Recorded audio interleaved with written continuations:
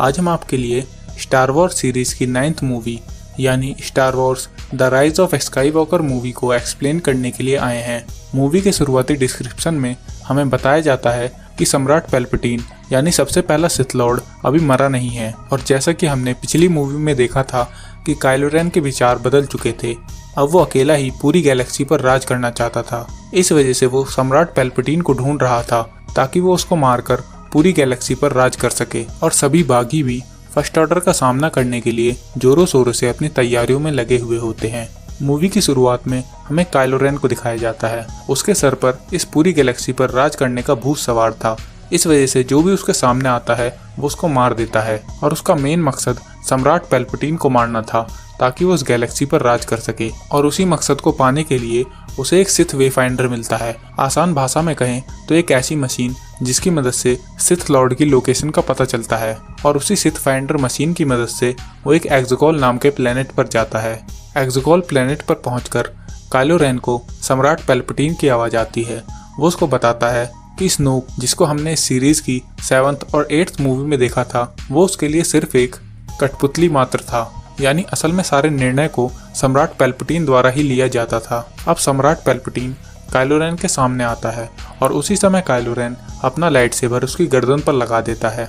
मगर सम्राट पैल्पैटिन Kylo rain से कहता है कि मैंने यहाँ पर एक बहुत बड़ी फौज बना रखी है जिसके सामने फर्स्ट ऑर्डर कुछ भी नहीं है, और अगर तुम चाहो तो इस पूरी बड़ी सेना को रख सकते हो और इस पूरे साम्राज्य पर भी राज कर सकते हो, मगर तुम्हें इसके लिए रे को खत्म करना होगा ताकि इस पूरे जड़ाई साम्राज्य का अंत हो सके। अब हमें फैल्कन जहाज के अंदर दिखाया जाता है। उसके अंदर कैप्टन पोई, फिन और च्यूई होते हैं। वो एक ग्रह पर आए हुए होते हैं क्योंकि वहाँ पर उनका एक आदमी होता है जो कि उनको कुछ जानकारी देना चाहता था। और जब वो उस आदमी से मिलते हैं तो वो आदमी उनको एक डिवाइस में बंद करके एक इन्फॉर्मेशन देता है और बताता है कि वो इन्फॉर्मेशन उसे एक जासूस से मिली है जो कि फर्स्ट ऑर्डर के अंदर छुपा हुआ है। अब सीन को बागियों के ग्रह पर शिफ्ट किया जाता है। वहाँ पर रे की ट्रेनिंग जारी थी ताकि वो सभी जड़ाई कलाओं को पूरी तरह से सीख जाए। और अब थोड़ी देर में वहाँ पर फैल्कन जहाज आ जाता है जिसके अंदर पोई, फिन और च्यूई जासूस के द्वारा दिया गया मैसेज लेकर आए थे। और अब पोई सबको उस मैसेज के बारे में बताता है जिसमें लिखा होता है कि सम्राट पैल्पैटिन अभी तक मरा नहीं है और वो एक बहुत बड़ी सेना बना रहा है, और जल्द ही वो सेना पूरी तरह से सभी ग्रहों को जो कि उनके खिलाफ हैं उनको नष्ट कर देगी। और पैल्पैटिन किसी एक्सगॉल नाम के प्लेनेट पर है। तभी R2-D2 बताता है कि एक्सगॉल नाम का प्लेनेट किसी भी मैप पर नहीं है और उस ग्रह के बारे में सिर्फ सिथ लॉर्ड को पता होता है। और तभी लिया कुछ बुक्स को निकालती है जिसमें उसे सिथ वेफाइंडर के बारे में पता चलता है जिसकी मदद से वो एक्सगॉल ग्रह पर जा सकते हैं। ल्यूक स्काईवॉकर भी इस सिथ वेफाइंडर को बहुत पहले से ढूंढ रहा था और उसी ने सिथ वेफाइंडर के बारे में इस किताब में लिखा हुआ था। इस वजह से रे उस सिथ वेफाइंडर को ढूंढने का डिसाइड करती है। और अगले दिन रे के साथ कैप्टन पोई, फिन, च्यूई, C-3PO और BB-8 सिथ वेफाइंडर को ढूंढने के लिए निकल जाते हैं। कुछ देर बाद वो लोग पसाना नाम के ग्रह पर पहुंच जाते हैं क्योंकि ल्यूक ने अपनी किताब में लिखा था कि सिथ वेफाइंडर उसी जगह पर मिल सकता है। जब रे वहां पर पहुंच जाती है तो काइलो रेन अपनी फोर्स की मदद से रे से कनेक्ट हो जाता है और ये पता लगा लेता है कि रे पसाना नाम के ग्रह पर है और अपने सैनिकों के साथ पसाना ग्रह पर आने के लिए निकल जाता है।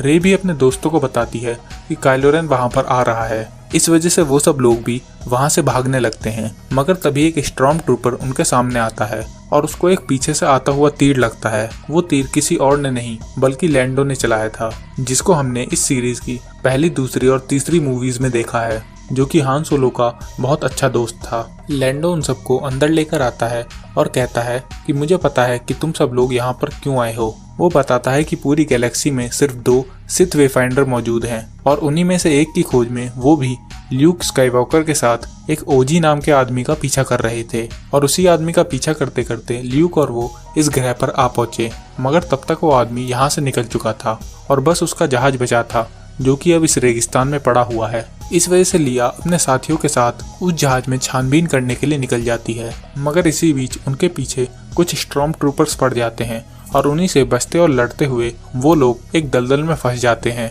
जिसके नीचे एक बहुत बड़ी सी सुरंग होती है। और उस सुरंग में आगे जाकर उन्हें ओजी की बॉडी मिलती है जिससे उन्हें पता चलता है कि अब ओजी मर चुका है, जिसको सिथ वेफाइंडर के बारे में पता था। लिया को वहाँ पर एक खंजर पड़ा हुआ मिलता है। उस खंजर पर कुछ अलग भाषा में शब्द लिखे हुए थे C-3PO उस खंजर पर लिखे हुए शब्दों को पढ़कर बताता है कि इस खंजर पर सिथ वेफाइंडर की लोकेशन लिखी हुई है। मगर C-3PO की प्रोग्रामिंग में सिथ लैंग्वेज को किसी दूसरी लैंग्वेज में ट्रांसलेट करने की परमिशन नहीं होती। इस वजह से C-3PO उनको उस खंजर पर लिखे हुए शब्दों को ट्रांसलेट करके नहीं बता पाता। और तभी वहाँ पर एक बड़ा सा सांप आ जाता है जो कि बहुत बुरी तरह से घायल था, और रे अपने फोर्स की शक्तियों से उस घायल सांप के घाव पूरी तरह से ठीक कर देती है। और यहाँ पे हमें पता चलता है कि रे के पास अब हीलिंग पावर भी आ चुकी है। अब वो सब लोग सुरंग से बाहर आते हैं और वहीं पर पड़े खंडर जहाज से वहां से निकलने का डिसाइड करते हैं। तभी रे को कुछ महसूस होता है और वो उन सब के साथ ना आकर कुछ देर के लिए उस खुले रेगिस्तान में चली जाती है।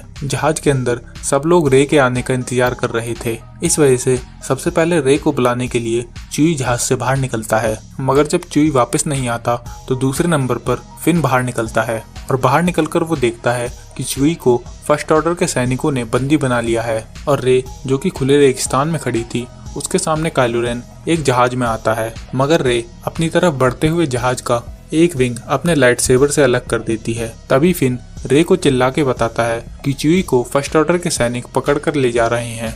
इस वजह से रे उस पूरे स्पेसशिप को अपनी फोर्स की शक्ति से रोक देती है। मगर काइलो रेन भी वहां पर आकर अपनी फोर्स की शक्तियों से उस स्पेसक्राफ्ट को खींचने लगता है और उन दोनों के बीच की झड़प में रे को गुस्सा आता है और उसके हाथ से एक फोर्स की लाइटनिंग निकलती है, जिस वजह से वो पूरा जहाज एक ही बार में नष्ट हो जाता है और उसके अंदर बैठा हुआ च्यूई भी मर जाता है। मगर अब थोड़ी देर में वहां पर फर्स्ट ऑर्डर के बहुत सारे सैनिक आने वाले थे। इस वजह से रे वापस उस जहाज में बैठकर वहां से उड़ जाती है। मगर अगले सीन में ही हमें दिखाया जाता है कि च्यूई अभी तक मरा नहीं था। उसको फैल्कन जहाज से फर्स्ट ऑर्डर के बेस पर लेकर आया जाता है। अब सीन को रे की तरफ शिफ्ट किया जाता है। वहां पर उनको पता चलता है कि वो खंजर जो कि च्यूई के साथ था उसको भी च्यूई के साथ फर्स्ट ऑर्डर के सैनिकों ने रख लिया था। मगर अब भी उस खंजर पर लिखी हुई लोकेशन C-3PO की मेमोरी के अंदर होती है। इस वजह से वो लोग एक ग्रह पर जाने का डिसाइड करते हैं जहां पर वो लोग C-3PO की मेमोरी में से उस खंजर पर लिखी लोकेशन को बाहर निकाल सकते हैं। उस ग्रह पर फर्स्ट ऑर्डर के सैनिक रे की खोज में लगे हुए थे और अब वो लोग कैप्टन पोए की दोस्त की मदद से बाबू फ्रिक नाम के एक आदमी के पास पहुंचते हैं जो कि C-3PO की मेमोरी में से सिथ वेफाइंडर की लोकेशन के बारे में पता लगाएगा। मगर C-3PO के ब्रेन में से उस मेमोरी को निकालने के बाद उसके ब्रेन में उसके साथ घटी सारी यादें मिट जाएंगी। ये सुनने के बाद भी C-3PO इस काम के लिए तैयार होता है क्योंकि उसका मानना था कि जंग को जीतने से बड़ी कोई चीज नहीं। और अब थोड़ी देर में बाबू फ्रिक की मदद से C-3PO सिथ वेफाइंडर की लोकेशन बता देता है। मगर तब तक वहां पर फर्स्ट ऑर्डर का बड़ा जहाज आ चुका होता है। रे अपनी फोर्स की मदद से सेंस कर पाती है कि च्यूई अब तक जिंदा है और उसको उसी जहाज के अंदर छुपा कर रखा हुआ है। इस वजह से वो लोग च्यूई को बचाने के लिए उस जहाज के अंदर घुस जाते हैं। अंदर जाकर पोई और फिन च्यूई को ढूंढते हैं और रे उस खंजर को ढूंढती है क्योंकि उसे ऐसा महसूस होता है कि वो खंजर उनके लिए आगे इम्पोर्टेंट होगा। और दूसरी तरफ काइलो रेन और बाकी फर्स्ट ऑर्डर के सैनिक पूरे शहर में रे और उसके दोस्तों को ढूंढ रहे होते हैं। उनको अब तक कोई खबर नहीं होती कि वो सब लोग उन्हीं के जहाज में गए हुए हैं। कैप्टन पोई और फिन च्यूई को ढूंढकर वहां से भाग रहे होते हैं मगर तब तक स्टॉर्म ट्रूपर्स आकर उन सबको अरेस्ट कर लेते हैं। अब रे को भी वो खंजर मिल जाता है मगर तभी फोर्स की शक्ति से काइलो रेन उससे कनेक्ट होता है और वो रे से लड़ते हुए रे को उसके माँ बाप की याद दिलाता है कि रे के माँ बाप ने उसे जाकू ग्रह पर चुपचाप छुपा दिया था और सम्राट पैल्पटीन के लाखों बार पूछने पर भी उन्होंने रे के बारे में कुछ नहीं बताया था। इस वजह से पैल्पटीन ने उसके माता पिता को मार दिया था। वो यहाँ भी रे को बातों में उलझाकर ये पता कर लेता है कि रे उसी के जहाज में छुपी हुई होती है। उसी जहाज पर दूसरी तरफ पोई, फिन और च्यूई को मारने का ऑर्डर जारी हो चुका था मगर वहां पर जनरल हक्स उन तीनों को मारने की बजाय वहां पर खड़े हुए स्टॉर्म ट्रूपर्स को मार देता है। और हमें यहाँ पर पता चलता है कि मूवी की शुरुआत में जिस जासूस की मदद से बागियों को ये पता चल पाता है कि अब तक सम्राट पैल्पटीन जिंदा है, वो जासूस कोई और नहीं बल्कि जनरल हक्स ही था और जनरल हक्स उन तीनों की वहां से भागने में मदद करता है। अब काइलो रेन उस स्पेसशिप पर पहुंच गया था। रे उससे पूछती है कि सम्राट पैल्पटीन उसे मारना क्यों चाहता था तो वो बताता है कि सम्राट पैल्पटीन को तुम्हारी ताकतों के बारे में पहले से ही पता था और उनको डर था कि तुम आगे जाकर बहुत ज्यादा शक्तिशाली बनोगी क्योंकि तुम्हारे अंदर उन्हीं की शक्तियां हैं, क्योंकि तुम उन्हीं की पोती हो और तुम्हारा पूरा नाम है रे पैल्पटीन। काइलो रेन रे को दोबारा ऑप्शन देता है कि वो उसके साथ मिल जाए ताकि वो दोनों मिलकर पैल्पटीन को मार दें, मगर तब तक पीछे से कैप्टन पोई सबके साथ फैल्कन जहाज में आकर रे को अपने साथ वहां से भगा ले जाता है और जनरल हक्स जो कि जासूस था उसको जनरल प्राइड पकड़कर अब मार देते हैं और अब फैल्कन जहाज को सिथ वेफाइंडर जहां पर मिलेगा उसकी लोकेशन पर लेकर आते हैं, जो कि उन्हें C-3PO की मेमोरी में से मिली थी। उस ग्रह पर डेथ स्टार पड़ा हुआ था और रे उस खंजर की मदद से सिथ वेफाइंडर की एग्जैक्ट लोकेशन का पता करती है, मगर उस सिथ वेफाइंडर तक पहुंचने के लिए उनके रास्ते के बीच एक पानी का बहुत बड़ा दरिया था जिसकी लहरें बहुत ऊंची थीं। इस वजह से इस समय पर उसको पार कर पाना मुश्किल था। तो वहां पर रहने वाले लोग जो कि अब उनके साथ मिल गए थे बताते हैं कि अगली सुबह तक यह पानी थोड़ा शांत हो जाएगा और फिर हम आसानी से उस पार पहुंच सकते हैं। मगर रे उनकी बात ना मानते हुए एक छोटे से स्कीमर के साथ ही पानी के अंदर कूद पड़ती है। थोड़ी ही देर में वो डेथ स्टार तक पहुंच जाती है और वहां पर उसे सिथ वेफाइंडर भी मिल जाता है, मगर तब तक काइलो रेन उस जगह पर पहुंच चुका था और उन दोनों के बीच सिथ वेफाइंडर को लेकर लड़ाई होने लगती है। वहां पर काइलो रेन रे पर भारी पड़ता है, मगर तभी काइलो को फोर्स की मदद से अपनी माँ लिया की आवाज आती है जिससे वो डिस्ट्रैक्ट होता है और उसी समय रे मौके का फायदा उठाकर लाइट सेबर को उसके आर पार कर देती है। मगर दूसरी तरफ रे के काइलो रेन को मारने के बाद ही लिया भी मर जाती है। लिया की मौत इसलिए होती है क्योंकि वो अपनी फोर्स की सारी शक्तियों को इकट्ठा करके उनकी मदद से अपने बेटे से बात करती है और बेटे से बात करने की वजह से उसकी सारी शक्तियां खत्म हो चुकी थी। इस वजह से लिया मर जाती है। रे भी महसूस कर पाती है कि लिया अब इस दुनिया में नहीं रही। इस वजह से वो अपनी फोर्स के हीलिंग फैक्टर की मदद से काइलो रेन के घाव को, जो कि अभी उसने लाइट सेबर से किया था, उसको भी ठीक कर देती है क्योंकि उसे लिया की बात याद आती है। वो उससे हमेशा कहा करती थी कि अपने गुस्से पर काबू रखना चाहिए। पोई, फिन और च्यूई भी वापस बागियों के पास आते हैं और वहाँ पर उन्हें पता चलता है कि अब लिया इस दुनिया में नहीं रही। ये सुनकर च्यूई उन सब में बहुत ज्यादा दुखी होता है क्योंकि उसने अपना पूरा शुरुआती समय लिया, हान सोलो और ल्यूक स्काईवॉकर के साथ बिताया था और अब वो सब लोग एक एक करके इस दुनिया से जा चुके थे। अब हमें काइलो रेन को दिखाया जाता है। उसको वहीं डेथ स्टार पर अपने पिता हान सोलो दिखते हैं। वो काइलो रेन से कहते हैं कि अब तुम्हें डार्क साइड से वापस आ जाना चाहिए। काइलो रेन के दिमाग में बहुत सी उलझनें थीं। उसे पता था कि अब तक वो जिस रास्ते पर चल रहा है वो पूरी तरह गलत है, मगर उसके पास इतनी हिम्मत नहीं थी कि वो डार्क साइड को छोड़ सके। मगर अपने पिता से बात करके उसमें हिम्मत आती है और वो अपने लाइट सेबर को भी अपने से दूर फेंक देता है। अब काइलो रेन बेन सोलो में बदल चुका था। अब हमें सम्राट पैल्पटीन को दिखाया जाता है। उसको सारी सिचुएशन के बारे में पता होता है। इस वजह से वो जनरल प्राइड से कहता है कि अब जंग का ऐलान कर दिया जाए और फर्स्ट ऑर्डर के जहाज प्लैनेट्स को नष्ट करना शुरू कर देते हैं। अब लिया वापस अचितो ग्रह पर, जहां पर ल्यूक स्काईवॉकर रहा करता था, उस ग्रह पर पहुंचकर अपने जहाज को जला देती है। उसका मकसद होता है कि वो अब चुपचाप इस ग्रह पर अपना पूरा जीवन बिता देगी।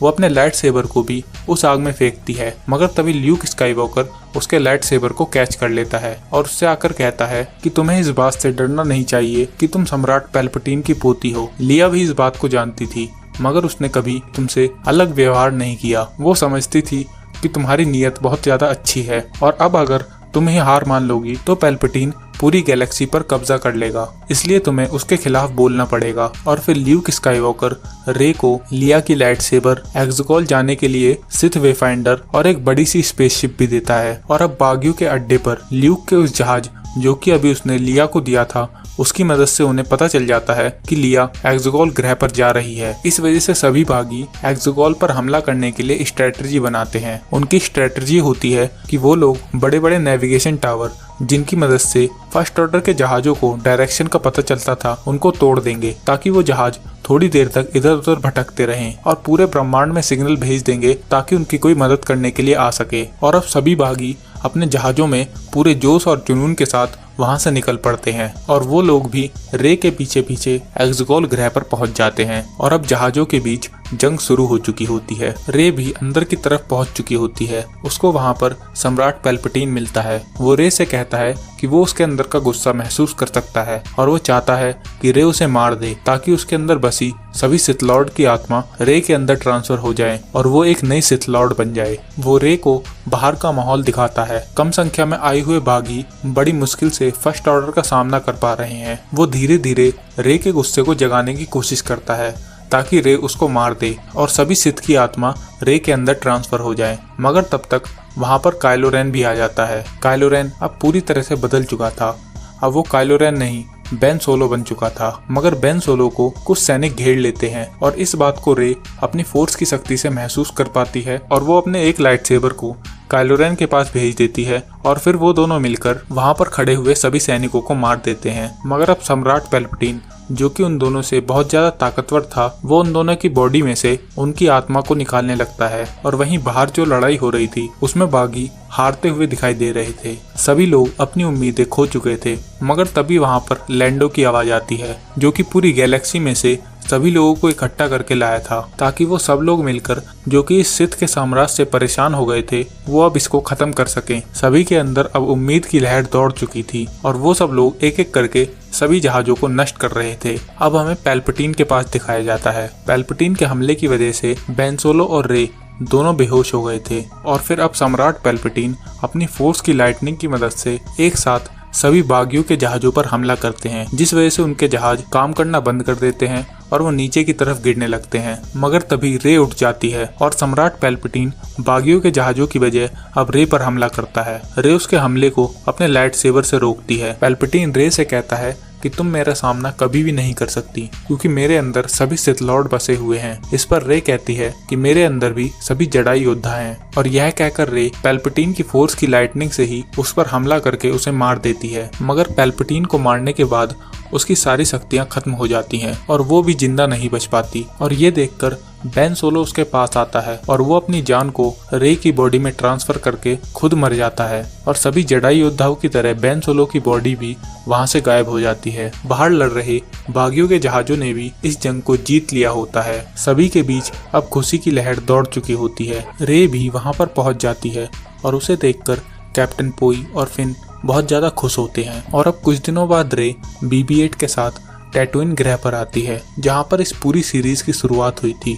जिसमें हमें शुरुआत में ल्यूक स्काईवॉकर को इस ग्रह पर दिखाया गया था। वहां पर आकर रे ल्यूक और लिया के लाइट सेबर को मिट्टी के अंदर दफना देती है और जब एक वहां पर घूमती हुई औरत रे से उसका नाम पूछती है तो रे बताती है कि उसका नाम है रे स्काईवॉकर और उसे ल्यूक और लिया आसमान में अपने पीछे दिखाई देते हैं। और इस एंड पर यह मूवी खत्म हो जाती है।